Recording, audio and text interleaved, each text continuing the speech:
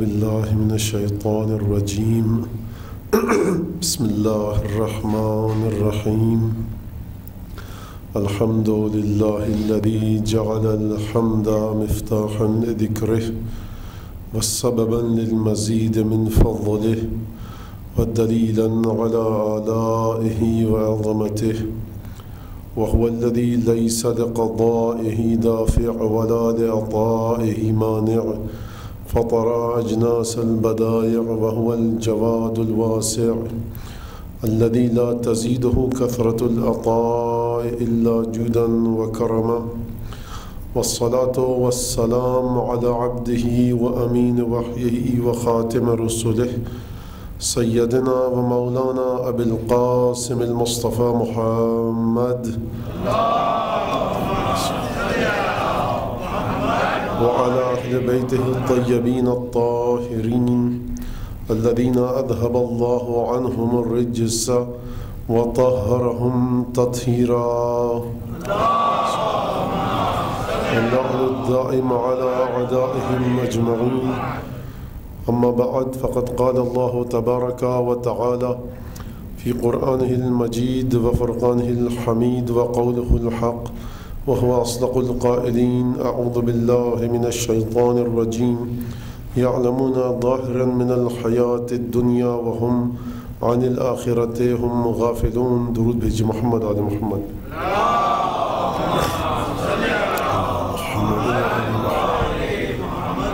عزیزان گرامی، یہ آخری عشرہ کہ جو آخری عشرہ 10 دن پر مشتمل نہیں ہوتا لیکن بہرحال اصطلاحاً آخری عشرہ کہا جاتا ہے، اس سلسلے کی آج آخری مجلس ہے. اور یقیناً جو عنوان میں نے دیا تھا، آپ حضرات کے سامنے پیش کیا تھا، ضرورت دین کی ضرورت کیوں ہے، اس پہ یقیناً بہت ساری لاتعداد باتیں ایسی ہوں گی جو میں یہاں نہیں کہہ پایا. یقیناً مختصر سا ایک وقت ہے اور اس میں دین کی ضرورت، دین فطری ہے نہیں ہے، اگر فطری ہے تو کیوں ہے، خدا کا وجود اگر فطری ہے تو کیوں ہے، اور پھر اس کے بعد دین کی حقانیت کیسے ثابت ہو سکتی ہے، خود دین کا وجود کیا فوائد پہنچا سکتا ہے. اس پر جس حد تک اس مختصر وقت میں اور مجمع کی مختلف سطح کو دیکھ کر، لیولز کو دیکھ کر جو میں گفتگو کر سکتا تھا وہ آپ حضرات کے سامنے پیش کی. کل ایک حدیث، ان 2-3 دنوں میں جو وجود خدا پر احادیث میں نے آپ کے سامنے پیش کی، اس میں ایک حدیث جو کل میں نے پڑھی اس پر ذرا مزید گفتگو کرنے کے بعد پھر تقریر کے سلسلے کو آگے بڑھاؤں گا.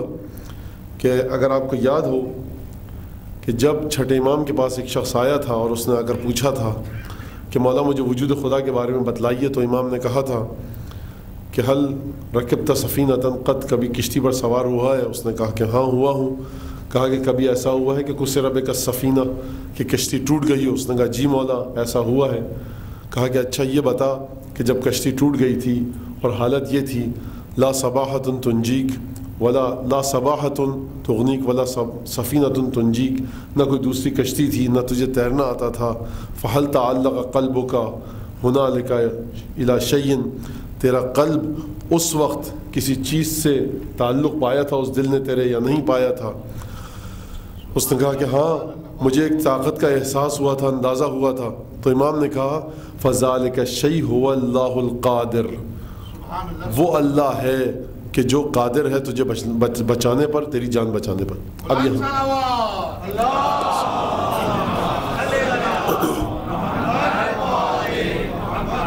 جو بہت باریک اور حساس بات ہے اس حدیث میں، اس کو سمجھ لیجئے، میں آپ کے سامنے عرض کر دوں اور پھر اس کے بعد بات آگے بڑھ جائے. دیکھیے کبھی کبھی آپ حضرات، کیونکہ ائمہ سے محبت ہے آپ کو اور ائمہ کی محبت آپ کے دل میں مالا مال ہے، اس سے آپ کا دل بھری ہوئی ہے، تو ایک بات پیش کی جاتی ہے، اس کے دلائل مکمل پیش نہیں کیے جاتے، لیکن آپ اپنی محبت کے ذریعے ان دلائل کا سفر از خود طے کر لیتے ہیں اور استدلال کی آپ کو ضرورت نہیں پڑتی. لیکن کیونکہ نوجوان بھی ہیں، بچے اور بچیاں ہیں ہمارے، تو ان کے لیے مجھے آپ ذرا گفتگو کو واضح کرنے دیجئے کہ جو میں نے پہلے دن کہا تھا کہ صاحب خدا احمق اور نادان لوگوں کی پیداوار ہے، گیپ فلر ہے، آج کا مغربی فلسفی اور شاید مشرقی فلسفی بھی، تمام مشرقی و مغربی فلسفی نہیں لیکن فلسفیوں کے درمیان ہمیں ایک ایسی تعداد نظر آتی ہے جو یہ کہتے ہیں کہ خدا گیپ فلر ہے. اگر آپ حضرات کو یاد ہو، میں نے پہلے اور دوسرے دن کہا تھا کہ جب آپ سمجھتے ہیں کہ کچھ نہیں ہو سکتا، ایک طاقت ہے، تو یہ گیپ فلر ہے. بہت توجہ فرمائیے گا. دیکھیے امام کی 4 جملوں پر حدیث، اس کے لیے تقریباً میری حد تک 1.5-2 گھنٹے درکار ہیں اس پر گفتگو کرنے کے لیے. امام نے کہا کیا تیرا دل فہل تعلق قلبک بشیء، کیا کب اس وقت اس حالت میں جب نہ کہ کوئی دوسری کشتی تھی، نہ تجھے تیرنا آتا تھا، تیرا دل کسی چیز سے اس نے تعلق پیدا کیا؟ اس نے کہا کہ ہاں. امام نے کہا وہی خدا تھا. تو آج کا فلسفی اس حدیث پر یہ اعتراض کر سکتا ہے کہ یہی تو ہم کہتے ہیں کہ امام ایک موہوم، نامعلوم، انسین، انڈیفائنڈ شے کی جانب اشارہ فرما رہے ہیں. تو یہی تو میں بھی کہتا ہوں کہ خدا کا وجود گیپ فلر ہے جسے نادان لوگوں نے خلق کیا ہے. اپنی کوششوں سے جب تھک ہار کر بیٹھ جاتے ہیں تو کہتے ہیں بس وہ خدا ہے. بہت توجہ فرمائیے گا. دیکھیے اس حدیث کے سلسلے میں اس کا جواب کیسے دیا جائے گا. تو اس حدیث کے سلسلے میں جواب ایک اور حدیث سے ملے گا جب مولا کائنات سے اور امام جعفر صادق علیہ الصلوۃ والسلام سے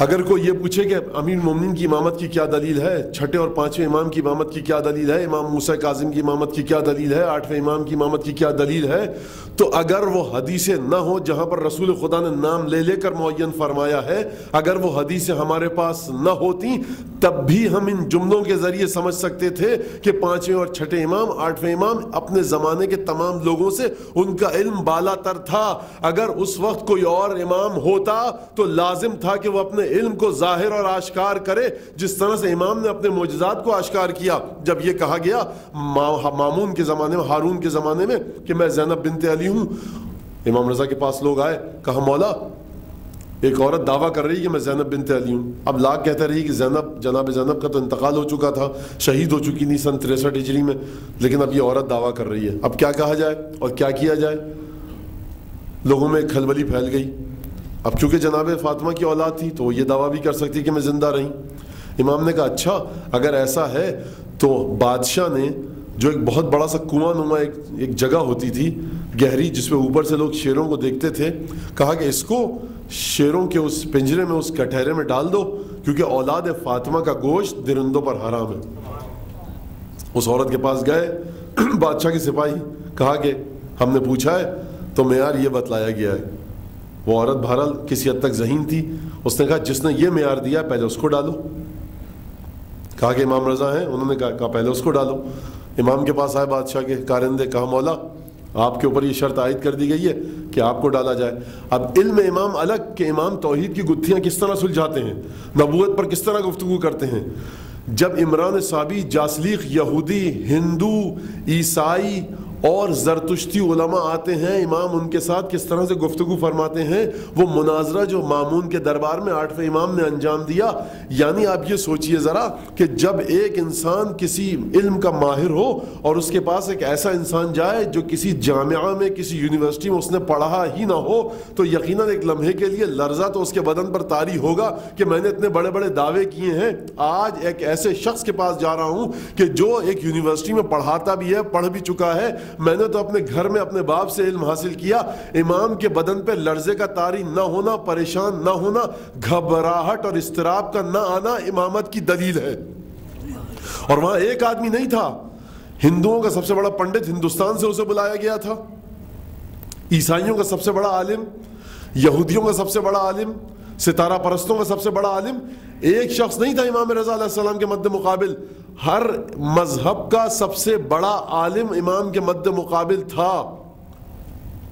امام گئے اور وہاں گفتگو کی، اور وہ گفتگو موجود ہے احادیث اور روایت میں، اور اس گفتگو کی تشریحات لکھی گئی ہیں. بہرحال کہا گیا کہ پہلے امام رضا علیہ السلام کو شیروں کے پنجرے میں ڈالا جائے. امام کو شیروں کے پنجرے میں ڈالا گیا، لوگ اوپر سے تماشا دیکھ رہے ہیں. ایک گہرا سا کنواں تھا، اس پر جالیاں لگی ہوئی تھی. اب لوگوں نے دیکھا کہ اب ہوگا کیا، 5 6 7 8 10 کتنے شیر تھے مجھے نہیں پتا، لیکن 3 4 سے زیادہ شیر رہے ہوں گے۔ وہ شیر آئے امام کے پاس، سر جھکا لیا، امام نے ایک ایک شیر کے سر پر ہاتھ پھیرنا شروع کیا۔ ایک شیر آیا امام کے پاس، امام نے اپنے کان کو اس کے منہ کے قریب لے کر گئے، کچھ بھن بھناہٹ کی، ہنہناہٹ کی، غرانے کی ہلکی سی آواز آئی لوگوں کے کانوں میں، اور اس کے بعد امام باہر آ گئے۔ اس عورت کو ڈالا گیا، انکار کیا، نہیں مجھے نہیں جانا، باہر زبردستی ڈالا گیا، شیر اسے چیر پھاڑ کے کھا گئے۔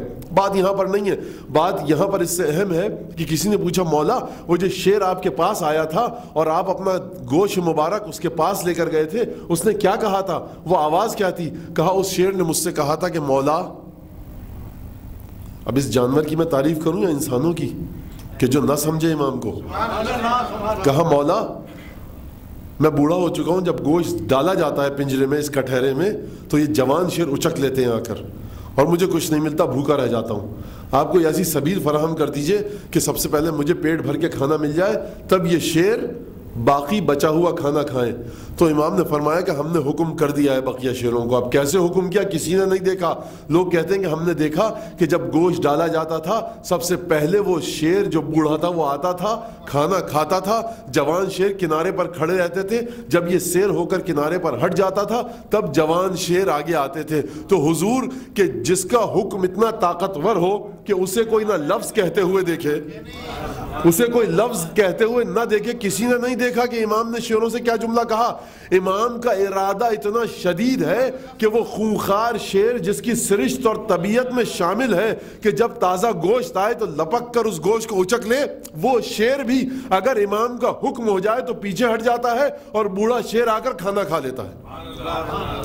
تو امام کا علم ہی کافی ہے امام کی امامت کو واضح کرنے کے لیے، امام کا علم کافی ہے کہ امام کی عظمت کو پہچان لیا جائے۔ یہ امام کا معجزہ تھا۔ یہاں امام کا علم ہے کہ امام نے فرمایا کہ جب نہ کوئی کشتی تھی، نہ جب تجھے تیرنا آتا تھا، تو یہ بتا تیرا دل اس وقت کسی طاقت کی طرف متوجہ ہوا تھا یا نہیں ہوا تھا؟ اس نے کہا جی مولا میرا دل کسی چیز کی جانب متوجہ ہوا تھا۔ امام نے کہا فذلک اللہ القادر، وہ اللہ قادر ہے جس نے تجھے نجات دی حیث لا منجیہ، کہ جہاں پر کوئی نجات دینے والا نہیں۔ لیکن سوال یہ ہے کہ کیسے ثابت کیا جائے کہ وہی خدا ہے کہ جس کی جانب اس کا دل متوجہ ہوا؟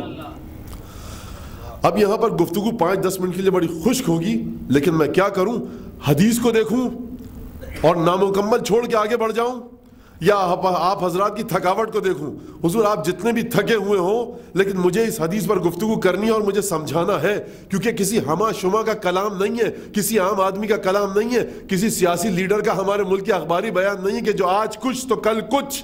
یہ نگاہ جعفر ابن محمد صادق ہے جو ازل سے ابد تک کے عرصے پر محیط ہے، یہ اس کی گفتگو ہے۔ کیسے امام نے کہا کہ وہ خدا ہے اور اس کے بعد خاموش ہو گئے؟ یعنی امام بتلانا چاہتے ہیں کہ میں نے خدا کے وجود کی مکمل دلیل دے دی، اب جس میں طاقت ہے وہ گفتگو کر کے بتلائے اور ہمارے چاہنے والوں کو سمجھائے۔ اور یہ طاقت ہمیں ہمارے علماء نے دی ہے، بزرگان نے دی ہے، نجف اور قم سے آئی ہے، ان لوگوں نے جنہوں نے احادیث مرتب کی، وہ مجتہدین، وہ فقہا کہ جنہوں نے رات رات بھر چراغ کی روشنی میں بیٹھ کر کتابیں لکھی، وہ مجتہدین، وہ علماء، وہ محدثین، علامہ مجلسی، علامہ ہلی، شیخ توسی، شیخ مفید، خواجہ توسی، سید رضی، سید مرتضیٰ، یہ وہ لوگ ہیں کہ جن کا ہم پر اتنا بڑا احسان ہے کہ انہوں نے جو ایک صفحہ لکھا ہے، اگر خدا انہیں اس ایک لکھے ہوئے صفحے کا اجر دے تو یقیناً ان کے لیے نجات کا باعث ہوگی۔ ان کا احسان ہم پر۔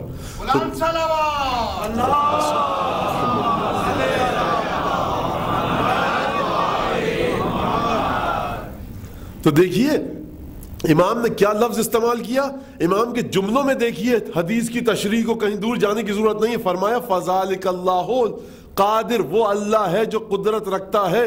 دیکھیے امام یہ فرمانا چاہ رہے ہیں کہ تم نے جب بھی کسی چیز کو اس دنیا میں دیکھو گے وہ نہیں تھی، وجود میں آئی، وہ ایک حالت میں تھی، پھر اس کی حالت تبدیل ہوئی، پہلے وہ چھوٹی تھی پھر بڑی ہوئی اور پھر مردہ ہو گئی، مر گئی۔ جہاں پر تم نے دیکھا کہ خشک بنجر میدان تھا وہاں پر بارش ہوئی، پودے نکل آئے، جہاں پودے تھے بارش نہ ہوئی وہ سوکھ گئے۔ اس کا مطلب ہے کہ ہر چیز کسی نظام کے تحت قائم و دائم ہے۔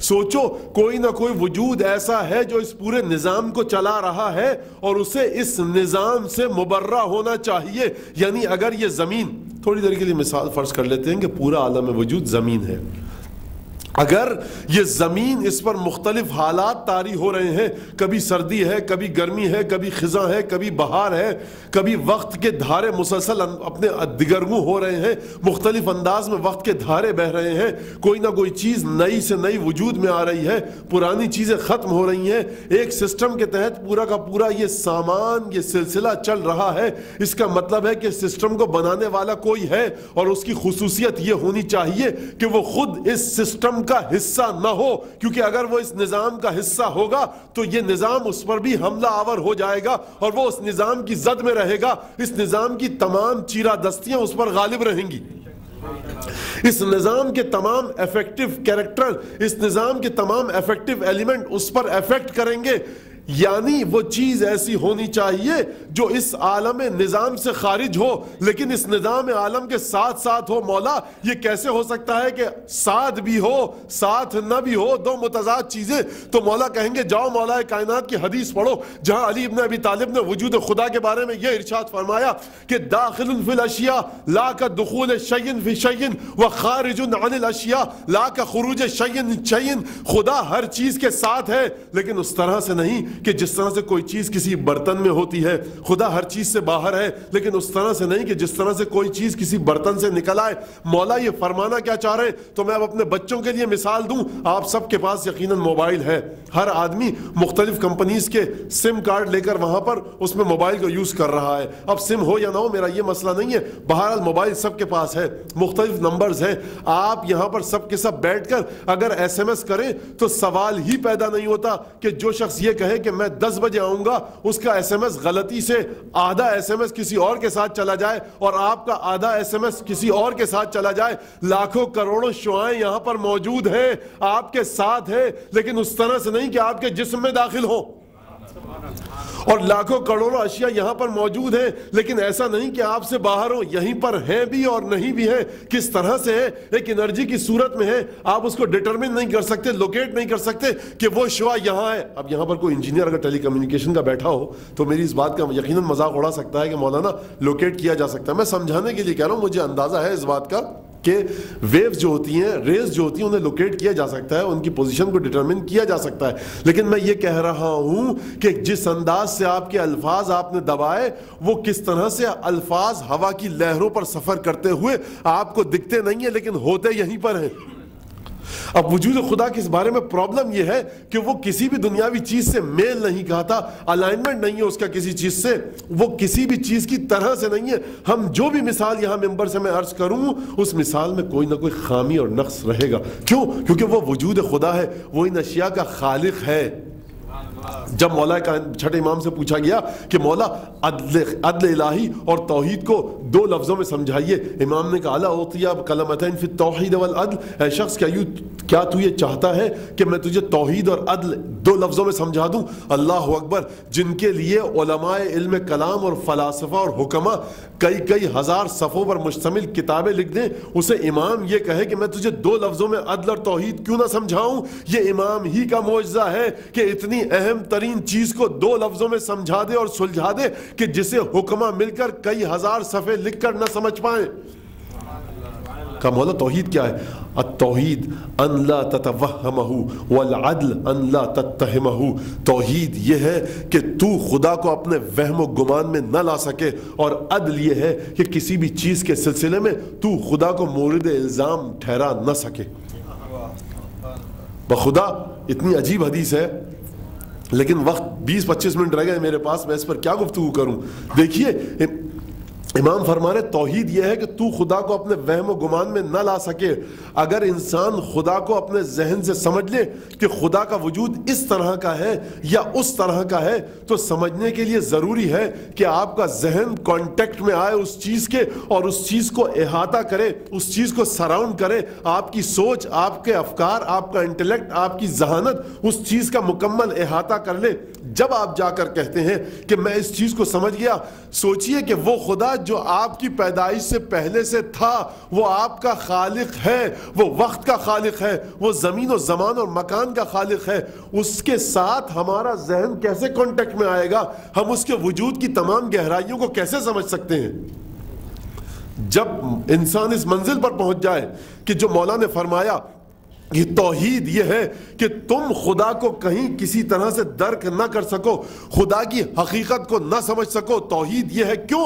کیونکہ مولا لیول آف ایگزسٹنس بتلا رہے ہیں، درجہ وجودی کا فرق بتلا رہے ہیں۔ مولا فرما رہے ہیں دیکھو اگر خدا کسی ایسے میکینک یا انجینئر کی طرح ہوتا کہ جس نے کسی کمپیوٹر کو بنایا، تو اس کمپیوٹر کی چیزیں اس انجینئر کے وجود سے پہلے سے تھیں، سلیکون موجود تھا، پلاسٹک موجود تھا، کاپر موجود تھا، سلور موجود تھا، اس نے اٹھا کر انہیں یکجا کر دیا ایک فنی تکنیک کے ساتھ، ایک فنی اپنے علم کے ساتھ۔ ان کا وجود اس سے پہلے تھا۔ تم ایک ایسے وجود کو سوچو کہ جس کا وجود تم سے پہلے تھا، تم کسی بھی اسٹیٹ اور لیول آف ایگزسٹنس پر تھے ہی نہیں۔ جب تم کسی لیول پر تھے ہی نہیں تو تم کیسے اس کے وجود کو سمجھو گے جو تمہارے کسی بھی طرح کے وجود سے کہیں پہلے سے موجود تھا؟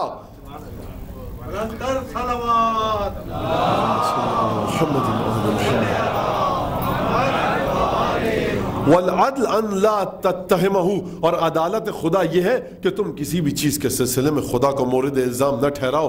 یعنی اگر رزق میں تنگی ہو گئی تو دیکھو تمہارے اپنے گناہ کی بدولت ہے، اگر پیر میں کانٹا چبھ گیا تمہارے اپنے گناہوں کی بدولت ہے، اور اگر کوئی بھی مشکل مصیبت آئی یہ تمہارے اپنے گناہوں کی بدولت ہے۔ جو خدا یہ فرما رہا ہے وہ یہ بھی فرما رہا ہے کہ دیکھو ذکر کرو، استغفار کرو، تسبیح پڑھو، عبادت کرو، زیارتیں پڑھو، ائمہ سے توسل کرو، مدد کے لیے ہمیشہ امام کی طرف اپنے چہرے کے رخ کو رکھو، جو ائمہ نے اذکار بتائے انہیں مسلسل انجام دیتے رہو۔ مفاتیح گھر میں ہے، کبھی کھول کر تو دیکھ لیا کرو۔ یہ گناہوں سے دوری کا بہترین نتیجہ ہے۔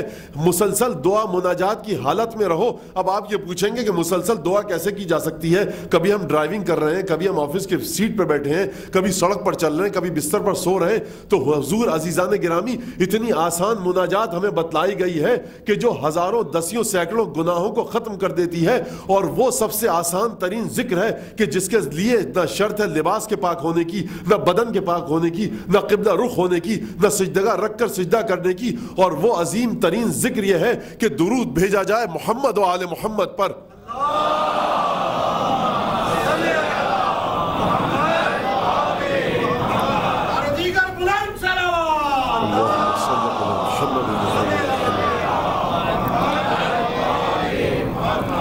اب دیکھیے یہاں پر کوئی جھگڑا نہیں ہے، آپ میں سے شاید ہو سکتا ہے، ممکن حق ہے اس کو کہنے کا، مولانا یہ کیا اتنی مشکلات ساری، چھوٹا سا ذکر صلوات، یہ کیا بات ہوئی؟ تو بھائی جسے یقین نہیں ہے وہ نہ پڑھے۔ اب میرے پاس اتنی طاقت تو ہے نہیں کہ جو امام نے ذکر دیا میں اس کا دفاع کروں۔ ذکر انہوں نے دیا ہے، دفاع بھی وہی کریں گے، نتیجہ آپ حضرات دیکھیں گے۔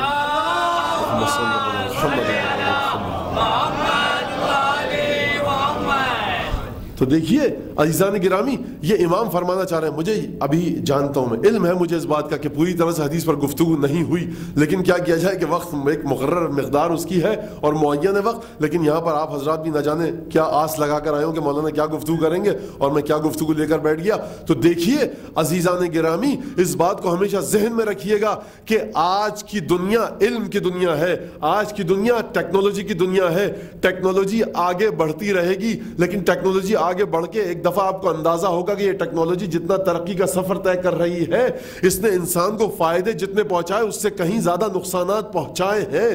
تو آخر کوئی تو سبب ہوگا، کوئی انسان تو ایسا ہو، کوئی تو وجود ایسا ہو کہ جس کا علم انسان کو کی اس انداز سے تربیت کرے کہ وہ انسان اس دنیا میں جب آئے ایجادات کرے، ٹیکنالوجی کو آگے لے کر جائے، لیکن انسان کو جہاں جہاں ترقی کرے ایسی ترقی ہو کہ انسان کے لیے مشکلات کم ہو، بڑھے نہیں۔ میں پہلے عرض کر چکا ہوں کہ صاحب آپ نے ترقی کی، پیٹرول نکالا، ہوائی جہاز، گاڑیاں، موٹر کار، کمپیوٹر، موبائل، اب ڈسپوز آف کرنا، ریسائکل کرنا موبائل کا، کمپیوٹر کا ایک عذاب بن چکا ہے انسانیت کے لیے۔ انہیں ڈسپوز آف کرے تو کیسے کرے، انہیں ٹھکانے لگائے تو کیسے لگائے۔ گاڑیوں سے نکلنے والا دھواں انسان کے لیے ایک عجیب مسئلے کا باعث بن چکا ہے کہ صاحب گرین ہاؤس گیسز، یہ اوزون لیئر، اس کا کرے تو کیا کرے، مختلف بیماریاں سامنے آ رہی ہیں، کرے تو کیا کرے، حل کرے تو کیسے کرے۔ یہاں پر انسان دیکھتا ہے کہ ان چیزوں کو وہی حل کر سکتا ہے کہ جس نے 1400 سال پہلے مشکلات کو اس انداز سے حل کیا کہ جو نہ کسی یونیورسٹی میں گیا نہ کسی درسگاہ میں گیا، لیکن جملے ایسے ہیں کہ جہاں حکمت کے عجیب و غریب موتی بکھرے پڑے ہیں۔ جو 1400 سال پہلے کسی یونیورسٹی میں جائے بغیر علم کے ایسے موتی بکھیر سکتا ہے، یقیناً اگر وہ ہستی آج ہوتی تو انسانیت کی تمام مشکلات کا حل وہ ہستی پیش کرتی۔ تو یہی وجہ ہے کہ ہم اپنے 12ویں امام زمانہ علیہ الصلوۃ والسلام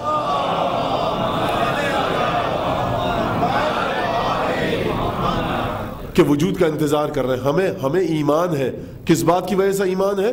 رسول خدا کی احادیث میں ملتا ہے ہمیں. اور اگر احادیث نہ بھی ہوں، اگر نہ ہو، تو ہم اپنے معصومین کے علم کو دیکھ رہے ہیں کہ انہوں نے ایسی گفتگو فرمائی 1400 برس پہلے، ایسی گفتگو فرمائی کہ اگر کوئی مفسر آئے تو مفسر شکست کھا جائے، اگر کوئی فقیہ آئے تو فقیہ شکست کھا جائے، اگر کوئی کیمسٹری سیکھنا چاہے تو چھٹے امام اسے اس انداز سے کیمسٹری سکھائیں کہ وہ جابر بن حیان بابا کیمیا بن جائے، وہ بابا کیمیا بن جائے. تو یہ علم امام کا ہے. ہم دیکھ رہے ہیں، ہم کیوں نہ مانیں. اب یہاں پر ایک بات اور کہہ کر گفتگو آگے بڑھاؤں کہ دیکھیے یہاں تک توحید پر اگر گفتگو ہو گئی اور وجود خدا پر، تو ایک سوال پھر یہ سامنے آتا ہے کہ اگر وہ خدا ہے کہ جو ہر وجود سے بالا تر ہے. امام نے کہا تھا نا کہ تیرا دل کسی چیز سے متعلق ہوا تھا، تیرے دل نے کسی طاقت سے تعلق پیدا کیا تھا. اس نے کہا ہاں. امام نے کہا وہی خدا ہے. تو امام یہ بتلانا چاہ رہے ہیں کہ دیکھو جب تم سسٹم کو دیکھتے ہو، یہ سسٹم کسی کے قبضہ قدرت میں ہے، تو کوئی ہے نا ایسی ذات کہ جس کے قبضہ قدرت کے تحت تمام کی تمام چیزیں نظر آتی ہیں، جس کی قدرت میں تمام چیزیں ہیں. اس کی قدرت لاسانی ہے، اس کی قدرت لا زوال ہے، اس کی قدرت کے سامنے کوئی ٹک نہیں سکتا. کیونکہ تمہارا عقیدہ ہے، کیونکہ وجود خدا کو ہم نے اس طرح سے ڈیفائن کیا ہے، سمجھایا ہے. اس کی حقیقت یہ ہے کہ وہ جس مسئلے کو بھی تم دیکھو، جس مشکل کو بھی تم دیکھو، اس کی قدرت اس مشکل سے آگے ہے. تو اے شخص، جب تو دریا میں گر گیا تھا تو تو نے اس چیز کی جانب تعلق پایا تیرے دل نے کہ جس کی قدرت سب سے زیادہ ہے، تو وہی خدا ہے کہ جس کی قدرت سب سے زیادہ ہے. یہاں جہاں تجھ میں طاقت نہیں ہے، قدرت نہیں ہے، نہ تیرنے کی، نہ کوئی تختہ آ کر تجھے نجات دے گا، تو جانتا ہے کہ پروردگار ایسا ہے کہ جہاں نہ کوئی کشتی ہو، نہ جہاں پہ کوئی کسی کو تیرنا آتا ہو، لاکھ موت اپنا منہ کھولے میرے پاس آ جائے، اس کی قدرت ایسی ہے کہ وہ مجھے بچا کر لے جائے گا. یہ خدا کی لازوال قدرت کے ذریعے امام نے استدلال فرمایا. اب یہ کہا جاتا ہے کہ اگر وہ خدا ہے تو کس طرح کا ہے. عزیزان گرامی، بس چھوٹی سی مثال دے کر اپنے بچوں کے لیے آگے بڑھ جاؤں گا. دیکھیے اس خدا کا وجود دیکھنے میں کیوں نہیں آتا. مجھے کسی بچی نے سوال لکھ کے دیا یہیں ابھی ایک ہفتے، اسی 2-3 دن میں، کہ مولانا اس خدا کو ہم دیکھ کیوں نہیں سکتے. اگر وہ بچی اس وقت مجلس میں موجود ہے تو غور سے سنیں کہ دیکھیے وجود اگر لمیٹڈ ہو، وجود اگر کسی چیز میں مقید ہو تو اسے دیکھ سکتے ہیں، لیکن اگر وجود ایسا ہو کہ جو نہ دیکھنے میں آ نہ سکے تو ہم اسے نہیں دیکھ سکتے. آپ نے تو یہ سوال دہرا دیا کہ وجود ایسا ہے جسے نہیں دیکھ سکتے. تو مولانا میرا بھی سوال یہی تھا کہ ہم اسے کیوں نہیں دیکھ سکتے. آپ نے کہا کیونکہ نہیں دیکھ سکتے اس لیے نہیں دیکھ سکتے. تو یہ تو آپ ڈنڈی مار گئے. اب اس بات کو سنیے گا. دیکھیے آگ، فائر، اس کا وجود ہے، سب دیکھتے ہیں، جانتے ہیں. اس کا وجود ایک خاص وجود ہے. شعلہ لپکتا ہے، لال رنگ کا، نیلے رنگ کا، اس میں سے ہیٹ اور روشنی نکلتی ہے. ٹیوب لائٹ ہے، اس کا خاص وجود ہے، اس میں ایک سفید روشنی نکلتی ہے اور ہیٹ نکلتی ہے. ٹھیک ہے. پانی ہے، اس کا ایک وجود ہے. اگر ٹھنڈا ہو تو آپ کے بدن پہ گرے ٹھنڈک کا احساس ہوتا ہے. روانی ہے اس میں. اگر نیچرل حالت میں، اپنی نیچرل اسٹیٹ میں اس پانی کو آپ دیکھیں تو وہ ٹھنڈک کا باعث ہے. اگر بوائل کر دیں تو گرمی ہو جاتی ہے، ایک خاص اس میں سے بھاپ نکلتی ہے. آپ شیشے کو دیکھیں، اس کا ایک خاص وجود ہے، خاص اس کی خصوصیات ہیں، خاص کریکٹرسٹکس ہیں. ایلیمنٹ ہیں پیریوڈک ٹیبل میں، ہر ایلیمنٹ ایک خاص وجود رکھتا ہے، ایک خاص خاصیت رکھتا ہے. اس ایلیمنٹ سے ان خواص اور خاصیت کے علاوہ کوئی اور خاصیت نکل کر سامنے نہیں آ سکتی. اور سادی سی مثال تو نمک ہے. نمک کو آپ چکھتے ہیں، نمک کی کیمیائی ساخت ایسی ہے کہ یہ وہی اپنا مخصوص مزہ آپ کی زبان پر پیدا کرتا ہے کہ جو اس میں کیمیکل پڑے ہیں اور کمپوزیشن کمپاؤنڈ بنے اور یہ مزہ آپ کی زبان پر لاتا ہے. نمک شکر کا مزہ نہیں دے سکتا، شکر نمک کا مزہ نہیں دے سکتی. مرچیں شکر اور نمک کا مزہ نہیں دے سکتی. کوئی کڑوا اگر پھل ہے اور کڑوا پتا ہے، ہماری کراچی میں ڈم ڈم کی باڑ لگتی ہے، اگر اس کو کوئی کھا لے اسے بکری بھی نہیں کھاتی، اگر اس کو کھا لے کڑوا ہے، کڑواہٹ کا مزہ آتا ہے. تو ہر وجود ایک خاص مزہ، ایک خاص رنگ، ایک خاص کیفیت عطا کرتا ہے. کیوں عطا کرتا ہے خاص رنگ؟ کیوں عطا کرتا ہے خاص کیفیت؟ کیوں عطا کرتا ہے خاص خصوصیت؟ کیونکہ اس کا وجود ایک خاص وجود ہے. یہاں تک آپ اگر میرے ساتھ آ گئے، اب اس بات کو اپنے ذہن میں رکھیے. ہم جو اس دنیا میں وجودات کو دیکھتے ہیں، موجودات کو، یہاں بلی بھی ہے، یہاں شیر بھی ہے، یہاں گھوڑا بھی ہے، ہاتھی بھی ہے، اور جتنی زیادہ بایولوجی پڑھنے زولوجی پڑھنے والا اگر کوئی یہاں پر ہو تو اتنی زیادہ، صرف صاحب کہتے ہیں دریائے ایمیزون کے اندر اتنی زیادہ اسپیشیز ہیں کہ جن کو آج تک ڈسکور نہیں کیا گیا، دیکھا نہیں گیا. اتنے زیادہ کیڑے مکوڑوں کے مختلف انواع ہیں کہ جن کو دیکھا نہیں گیا، جن کو سمجھا نہیں گیا، ابھی تک ان پر اسٹڈی نہیں ہوئی. اس کا مطلب یہ ہے کہ یہ موجودات کائنات کے، اب یہاں سے میں دلیل دے رہا ہوں، توجہ فرمائیے گا.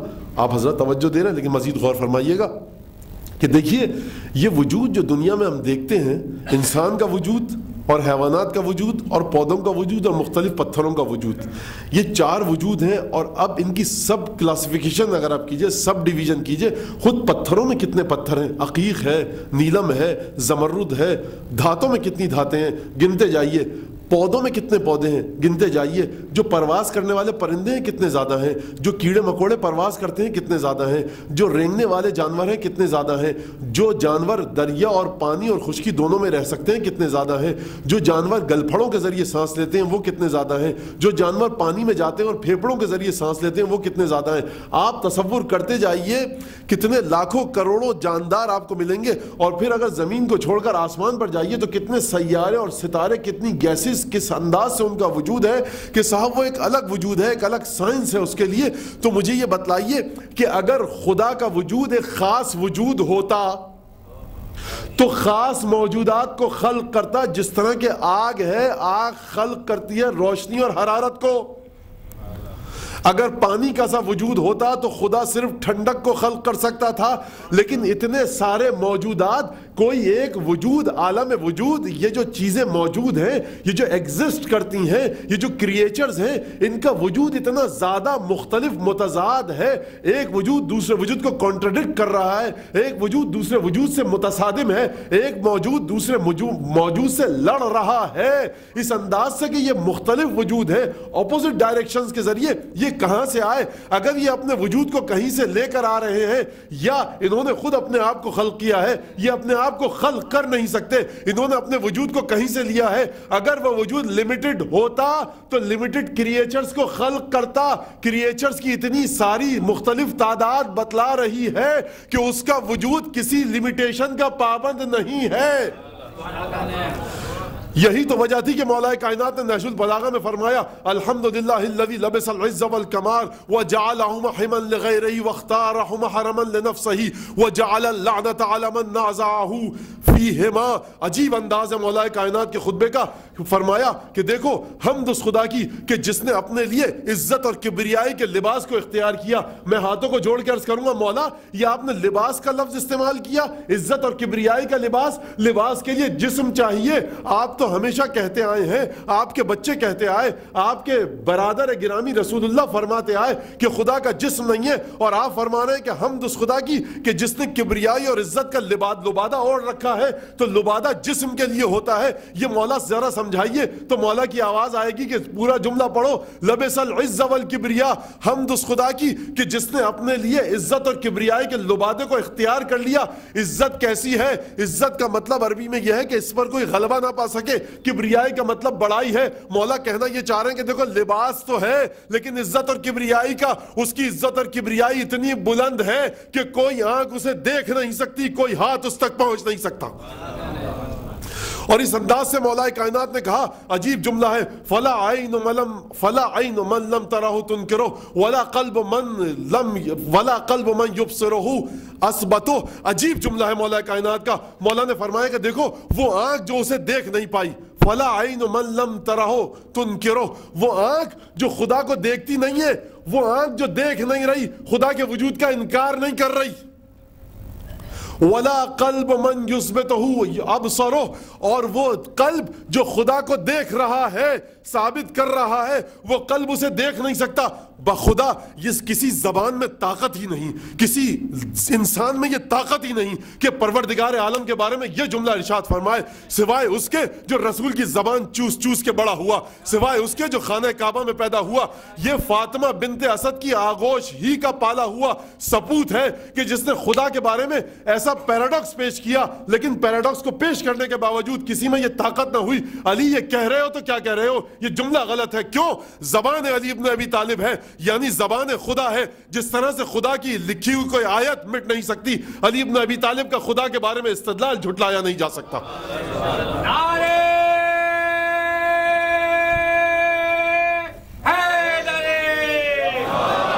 کیا فرمایا مولا نے؟ فلا عین من لم ترہ تنکرہ، وہ آنکھ جس نے خدا کو دیکھا نہیں، وہ آنکھ اس کا انکار نہیں کر سکتی. عجیب مرحلہ ہے. خود فرما رہے مولا کہ آنکھ دیکھتی نہیں ہے لیکن انکار بھی نہیں کر سکتی. یہ کون سا مسئلہ ہے؟ دنیا کی ہر چیز کو اگر آپ نہ دیکھیں انکار کر دیں گے، لیکن یہ وجود خدا ہے. خدا کے بارے میں گفتگو کرے تو وہ کرے نا کہ جس کی زبان خدا کی زبان ہو، جس کی آنکھیں خدا کی آنکھیں ہو، جس کا ہاتھ خدا کا ہاتھ ہو، جو مجسم وجہ اللہ ہو، جس کی ذات میں خدا کا نور ہو. یہی وجہ تھی کہ ابن ابی الحدید معتزلی نے یہاں پر آ کر عجیب شعر کہا، یا برق لو جئت الغری فقل له اتراک تعلم من بارضک مودع. اے آسمانی بجلی، جب تو نجف کی سرزمین پہ آ کر کڑکنا نا تو کیا تجھے پتا ہے کہ تو کس سرزمین پہ کڑک رہی ہے؟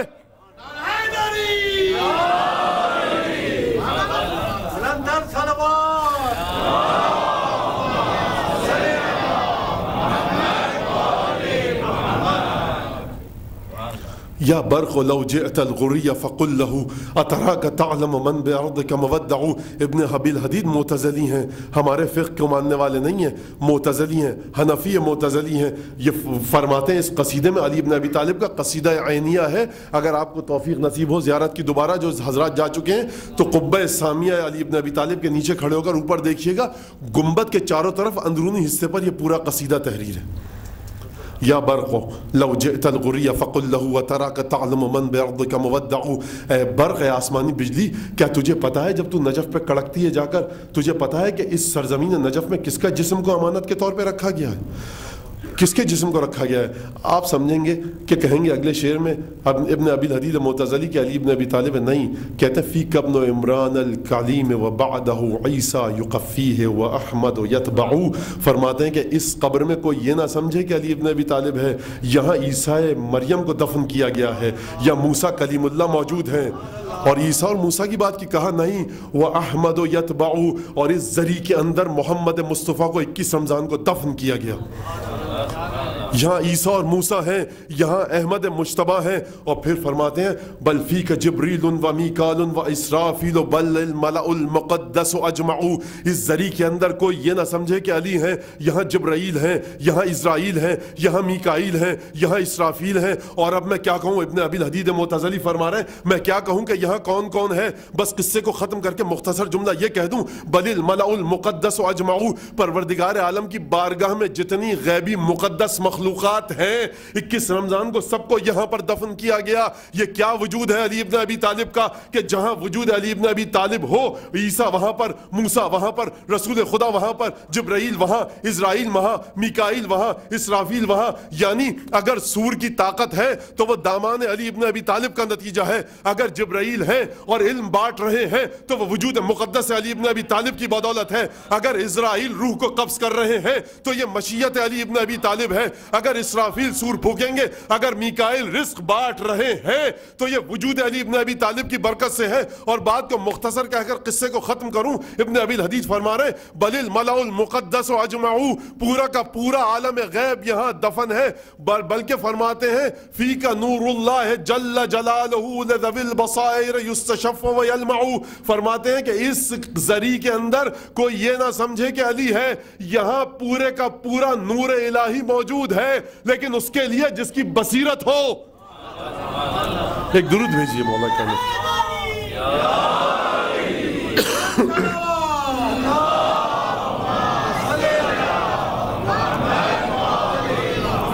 اب پہنچنا ہے اس نور الہی تک، اب پہنچنا ہے اس مقام تک کہ جہاں پر علی ابن ابی طالب تھے. مولانا یہ کیا بات کر دی، ہم وہاں تک پہنچ سکتے ہیں؟ ہم وہاں تک پہنچ نہیں سکتے، لیکن دامان آبائے علی ابن ابی طالب کو تو تھام سکتے ہیں نا. یہ مولا کائنات سمجھتے ہیں کہ کوئی میری طرح نہیں ہو سکتا. نہج البلاغہ میں فرما دیا مولا کائنات نے، دیکھو الا وانکم لا تقدرون علی ذلک، تم علی ابن ابی طالب نہیں ہو سکتے. کس چیز میں نہیں ہو سکتے؟ آپ جانتے ہیں نماز روزے کی بات نہیں کی، راتوں کو اٹھ کی عبادت کی بات نہیں کی، اس میں تو جانتے ہیں مولا کہ ہم ویسے نہیں ہو سکتے. بہت سادہ سا ایک مسئلہ ہے.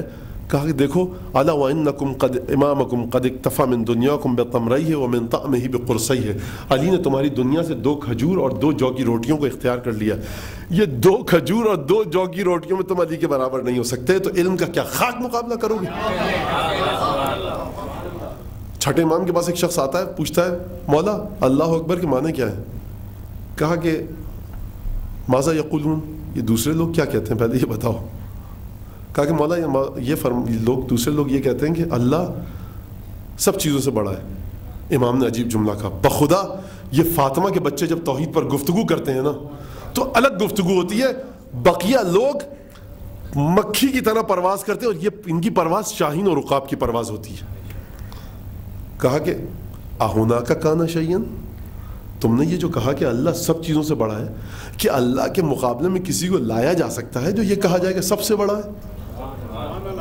تو اب میں یہاں پہ کہوں گا کہ دیکھیے امام جعفر صادق، یہ امت الحمدللہ کیا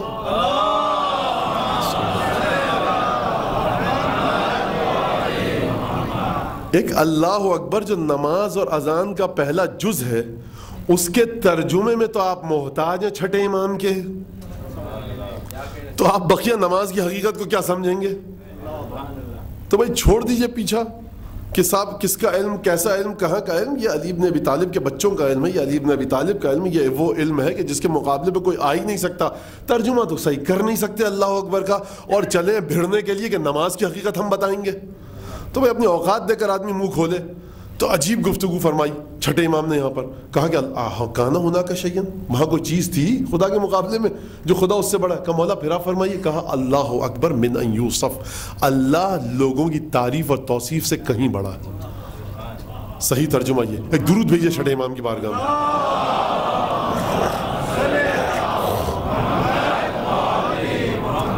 تو مولا کائنات یہ منزلت ہے. جبرائیل، اسرائیل، میکائیل، اسرافیل یہ دفن ہے وہاں پر. رسول اللہ وہاں ہے، وہاں پر عیسیٰ مریم ہے، وہاں موسیٰ عمران ہے.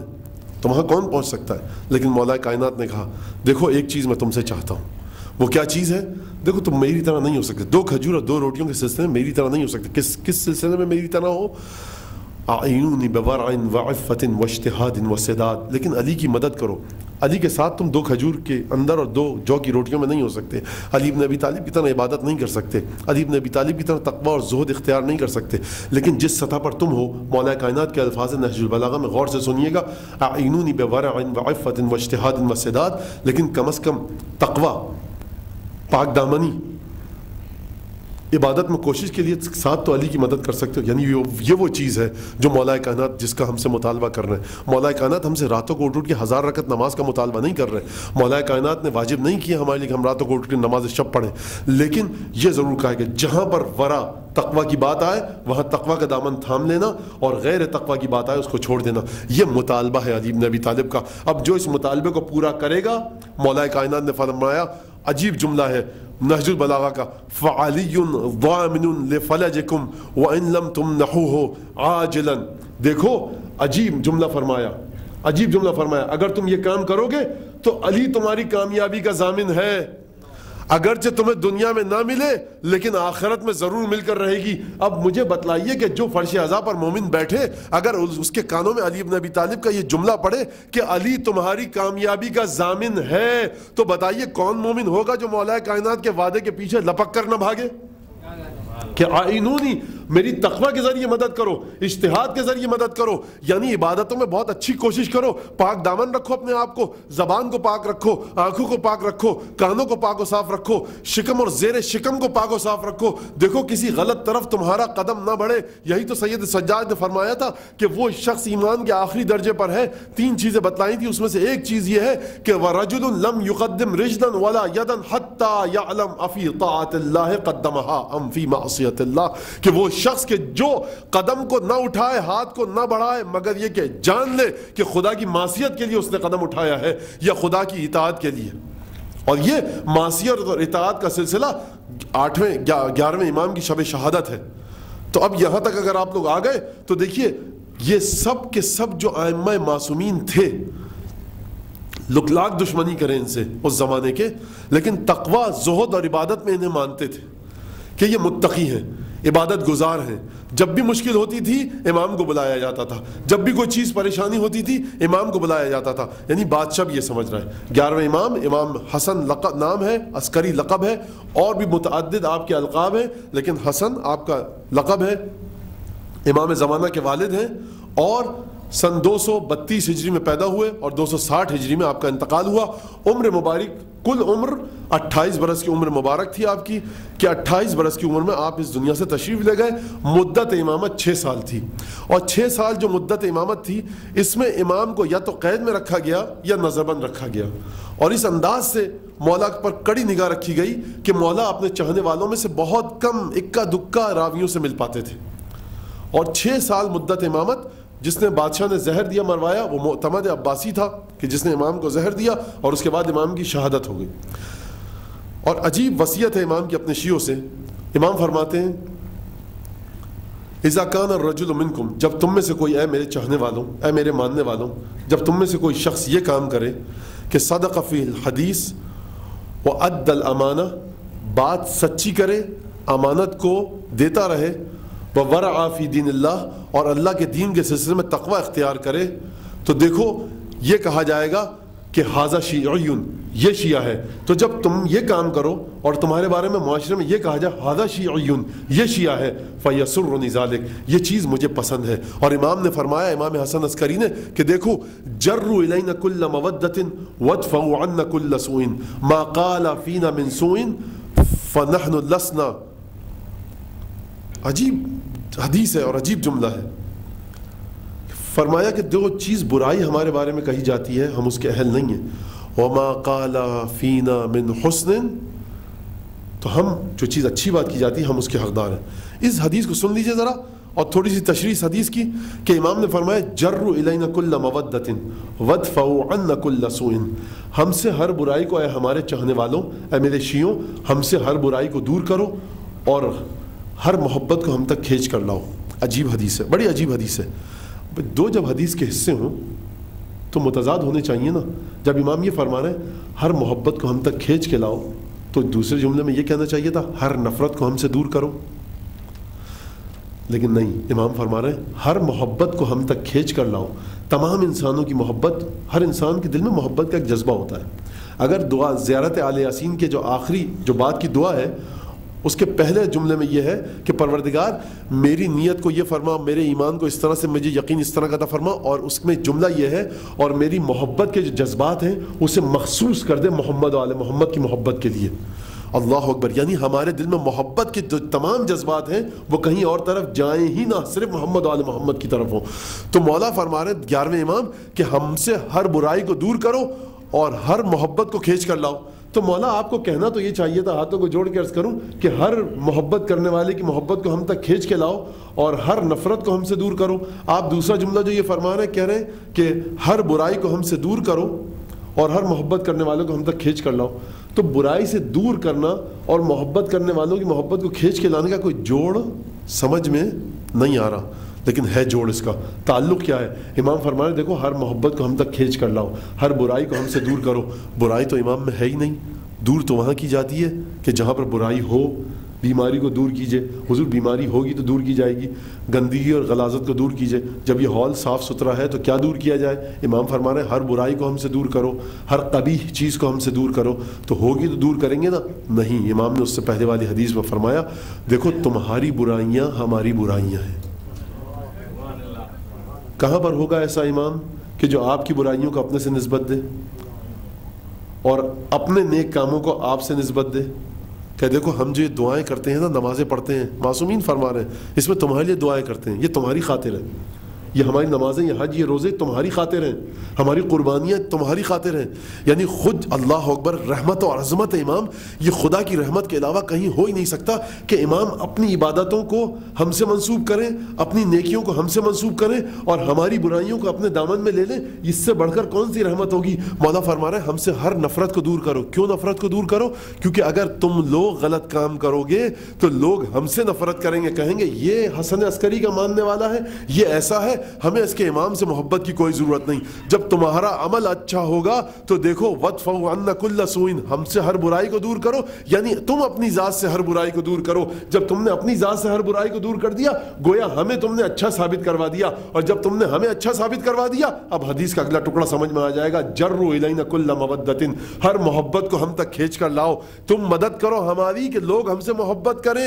یہ بہت بڑا کام ہے کہ ہم اگر اپنی قبر و قیامت کے لیے اچھے نہ بنے امام کے لیے تو اچھے بن جائیں، امام کے لیے تو نیک عمل کریں. وہ سماج میں اس طرح سے رہیں کہ یہ کہا جائے کہ یہ حسین کا ماننے والا ہے، یہ علی کا ماننے والا ہے، علی اور حسین کے ذریعے لوگ محبت کریں تو ہم سے. اور قیامت میں وہ شخص جب مولا کائنات کی بارگاہ میں مولا کا محب بن کے جائے تو مولا کائنات کا اے شخص تو میرا محب نہ تھا لیکن فلاں مومن نے تیرے دل میں ہماری محبت ڈالی، ہم اس مومن کو بھی جنت میں لے کر جائیں گے اور تجھے بھی جنت میں لے کر جائیں گے.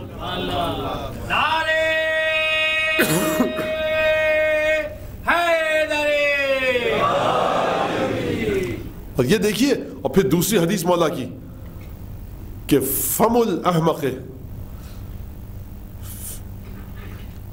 فی قلبہ، احمق کا جو منہ ہوتا ہے زبان وہ اس کے دل میں ہوتی ہے. اور یہ وہی مولا کائنات والی حدیث ہے جو مولا نے دوسرے انداز سے فرمایا کہ احمق کی زبان کے پیچھے اس کا دل ہوتا ہے لیکن عاقل کی زبان سے پہلے اس کا دل ہوتا ہے.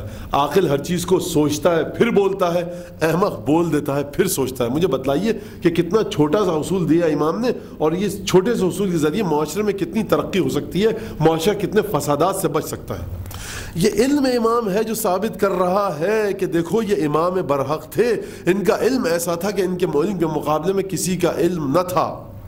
لیکن اس کے باوجود جب بھی مشکل ہوتی تھی، اور سامرہ میں مشکل ہوئی، کوئی شخص آتا تھا دعا کرتا تھا بارش برسنے لگتی تھی، لوگ نصرانی ہو رہے تھے، وہ نصرانی تھا عیسائی ہو رہے تھے. اب امام کو قید سے نکال کے لایا گیا. بھائی جب آپ یہ مان رہے ہیں کہ امام کا علم اس درجے پر ہے کہ آپ کے جو چیز نہ سمجھ میں آتی ہو امام وہ سمجھا دیں گے، تو اس شخص کو آپ نے قید کیوں کیا ہوا ہے؟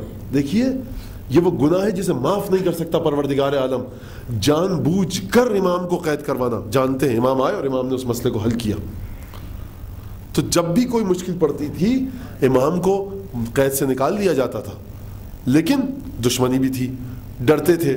کیوں ڈرتے تھے؟ کہ دنیا ان کی گرویدہ ہے، اگر انہوں نے کبھی اعلان کر دیا تو لوگ ان کی طرف ہو جائیں گے. کسی بھی امام نے ہمارے سید سجاد سے لے کر امام حسن عسکری تک کسی بھی امام نے ہمارے کسی بھی قسم کی سیاسی جد و جہد میں کبھی بھی کوئی حصہ نہیں لیا، کوئی حصہ نہیں لیا. یہ جو اکثر لوگ سنتے ہیں نا کہ کہتے ہیں بھائی وہ سیاست میں حصہ لیتے تھے تو ان کو شہید کر دیا گیا، غلط ہے یہ بات. ایک جگہ پر ایک روایت لکھی ہوئی دکھا دے، کوئی لاکھوں کروڑوں احادیث ہیں کہ کسی امام نے ہمارے، یہ ایک پروپیگنڈا ہے ہمارے معصومین کے خلاف کے سیاسی جدوجہد کرتے تھے تبھی تو آپ کے اماموں کو قتل کیا گیا. اخباروں میں مقالے چھپ جاتے ہیں، کہیں مضمون تقریر تحریر میں آ جاتا ہے. تو ہماری روایات میں ہمارے علماء نے شدت کے ساتھ اس بات کو جھٹلایا ہے کہ ہمارے کسی امام نے کسی بھی قسم کی سیاسی تحریکوں میں بادشاہ وقت کے خلاف کوئی حصہ نہیں لیا. ہمیشہ تقوی، زہد، عبادت، پیغام محمد آل محمد کا درس دیتے تھے. لیکن یہ بات گوارا نہ تھی. معتمد عباسی نے امام حسن عسکری کو زہر دیا، 28 سال کی عمر، اور امام زمانہ کی عمر اس وقت 5 سال کی تھی. امام کو زہر دیا. اچھا، ہر امام کو جب زہر دیا جاتا تھا تو اس زہر کی کیفیت مختلف ہوتی تھی. جو زہر امام حسن مجتبیٰ کو دیا گیا اس سے آپ کو خون کی قے ہوئی. امام موسیٰ کاظم کو جو زہر دیا گیا اس سے آپ کا بدن مبارک بالکل گھل گیا اور گوشت ہڈیوں سے جا لگا تھا. امام حسن عسکری کو جو زہر دیا گیا چلنے پھرنے کی طاقت آپ سے سلب ہو گئی، آپ صاحب فراش ہو گئے. اور اس کے بعد زہر نے آہستہ آہستہ اثر کیا. بادشاہ مسلسل اپنے کارندے بھجواتا رہتا تھا، اپنے طبیب، کہ لوگ یہ کہیں کہ بادشاہ نے تو مسلسل امام کی خدمت کی، درباری طبیب بھجوائے. لیکن در حقیقت وہ اس لیے آتے تھے کہ بتلایا جا سکے کہ کب حسن عسکری کی موت واقع ہوئی اور حسن عسکری کے بعد امام کون ہے. بہرحال ابو سہل نوبختی کہتے ہیں کہ میں امام کے پاس گیا، امام بستر پر آرمیدہ تھے، آرام محو استراحت تھے. امام ذرا اٹھے اور ٹیک لگائی، نیم دراز حالت میں آئے اور گفتگو کی ابو سعید نوبختی سے، اور اس کے بعد اپنے غلام کو آواز دی کہ میرے لیے فلاں پانی لے کر آ جاؤ. امام کاسہ آب لے کر آیا، ایک حبشی غلام. امام نے جب کاسہ آب کو اٹھایا تو امام کے بدن مبارک پر راشہ طاری ہو چکا تھا اور امام کے ہاتھ تھر تھرا رہے تھے اور ایک دفعہ کاسا امام کے دندان مبارک سے ٹکرایا اور تھوڑا سا پانی چھلک کر گر گیا. امام نے غلام کو دوبارہ بلایا, کہا کہ اس کمرے میں جاؤ, ایک چھوٹا بچہ ہوگا 5 برس کا, وہ نماز کی حالت میں ہے, اسے بلا کر لاؤ, میں اس کے ہاتھ سے پانی پیوں گا. اللہ اکبر. مولا ابو سہل نوبختی موجود ہیں, ابو سہل نوبختی موجود ہے, غلام موجود ہے. امام حسن عسکری نے بلایا امام زمانہ کو. غلام کہتا ہے میں گیا, میں نے دیکھا ایک بچہ سجدے کی حالت میں دعا کر رہا ہے. مولا امام زمانہ کیا دعا فرما رہے ہوں گے کہ اے خدا میرے بابا کو صحت مندی عطا فرما, پروردگار اس مشکل کٹھن مرحلے سے ہمیں نجات دلا, یہ کسی طرح سے مرحلہ تیری مشیت کے مطابق طے ہو, تیری مشیت ہر چیز پر غالب اور فائق ہے. ایک دفعہ غلام کہتا ہے میں نے سلام کیا, بچے نے مجھے جواب دیا, مختصر کی نماز. میں نے کہا اے آقا زادے آپ کو پدر گرامی نے بلوایا ہے. بچہ آیا, غلام بچے کو چھوڑ کر گیا. امام نے کہا کہ اے میرے گھر والوں کے سید و سردار, مجھے تم اپنے ہاتھ سے پانی پلاؤ. بس امام زمانہ نے اپنے ہاتھوں سے کٹورا لے کر امام کو پانی پلایا. امام نے پانی کو نوش کیا. اب مجھے یہاں پر میں کیا کہوں کہ امام رضا کی حدیث یاد آ رہی ہے. امام نے شبیب کے بیٹے سے کہا تھا نا کہ اے شبیب جب بھی کسی پر تجھے رونا آئے ہمارے جد حسین پر رونا, یعنی امام رضا کہہ رہے ہیں جب تجھے مجھ پر رونا آئے, امام حسن عسکری پر رونا آئے, حسین کو یاد کرنا. میں کہوں گا امام زمانہ کتنے خوش قسمت تھے آپ کہ آپ کے پدر گرامی کو پیاس لگی, آپ بیٹے تھے, ان کے ہاتھوں میں کاسا لے کر آئے, اپنے ہاتھ سے پانی دیا. لیکن میں کہوں گا امام زمانہ آپ ہم سے زیادہ واقف ہیں. آئیے میدان کربلا میں کہ حسین ابن علی نے ایک مرتبہ علی اصغر کے لیے جرعہ آپ کا سوال کیا, بیمار بیٹا خیمے میں ہے, کون ہے جو پانی پلائے؟ ارے تیر کے ذریعے علی اصغر کی پیاس کو بجھایا گیا. میں کہوں گا مولا آپ کے بابا حسن عسکری کا جب جنازہ اٹھا تو پورے سامرہ نے ایک ساتھ عزاداری کی. ذرا آئیے شام غریبہ میں, وہ بچی تھی نا جب حسین گئے تھے تو یہ کہہ کر گئے تھے بہن زینب میرے بچوں سے خبردار, میرے بچوں سے ہوشیار, بھائی کی وصیت کا اتنا خیال کیا. میں کہوں گا مولا آپ 5-6 برس کے تھے, آپ کو کسی نے الیاذ باللہ مولا ہاتھوں کو جوڑ کر عرض کرتا ہوں کسی نے آپ کو تماچا تو نہ مارا تھا, آپ کے گھر کو کسی نے آگ تو نہ لگائی تھی. ذرا آئیے دیکھیے کربلا میں حسین کے یتیم بچوں کے رخسار تماچوں سے سرخ ہو چکے ہیں. حسین کا ایک جملہ تھا کہ بہن زینب میرے بچوں کی حفاظت کرنا, یتیموں کی خبرگیری کرنا. زینب کہہ سکتی ہے کہ بھیا جب بھی تازیانے پڑتے تھے نا میں اپنی پشت کو آگے کر دیتی تھی, جب پانی آتا تھا پہلے تیرے بچوں کو پلاتی تھی. لیکن ایک وقت وہ بھی آیا جب قافلہ زندان شام میں پہنچا. زینب کو حسین کی وصیت یاد ہے, زینب میرے بچوں کی خبر لینا, میرے بچوں سے ہوشیار. لیکن ناگاہ ایک 3 سالہ بچی بھی ہے نا, آپ جانتے ہیں ایک 3 سالہ بچی ایسی ہے جو باپ کے سینے پر سوتی تھی. عاشور کی رات کے بعد سے اس بچی کو صحرا کی تپتی ریت نصیب تھی, نہ دانا تھا نہ پانی تھا. ایک دفعہ بچی روتے روتے خواب سے بیدار ہو گئی. کہا کیا ہوا؟ کہا میں نے بابا کو دیکھا ہے. بابا کہہ رہے جلدی ہمارے پاس آؤ. بس یہ سننا تھا. قید خانے میں کوہرام مچ گیا, بچی نے گریہ کیا, بیویوں نے گریہ کیا. روتے روتے بچی کی آواز آنا بند ہو گئی. اہل حرم سمجھے بچی کو آرام آ گیا. اب جو شانہ ہلا کر دیکھا بچی کی روح بدن سے جدا ہو چکی تھی. مجھے نہیں معلوم سید سجاد نے کس طرح دفن کیا. ایک معصومہ زندان شام میں دفن ہوئی, ایک معصومہ کو علی مرتضیٰ نے مدینے میں دفن کیا تھا. میں کہوں گا مولا کائنات آپ نے جب فاطمہ کے جسم کو قبر میں رکھا ایک دفعہ گریہ کیا. میں کہوں گا مولا یہاں تسلی دینے والے تھے. ذرا آئیے سید سجاد اپنے پوتے کے پاس کس طرح ہتھکڑیوں اور بیڑیوں کے ساتھ 3 سالہ معصومہ کے بدن کو دفن کیا. قافلے کو رہائی ملی, قافلہ کربلا آیا چہلم منانے.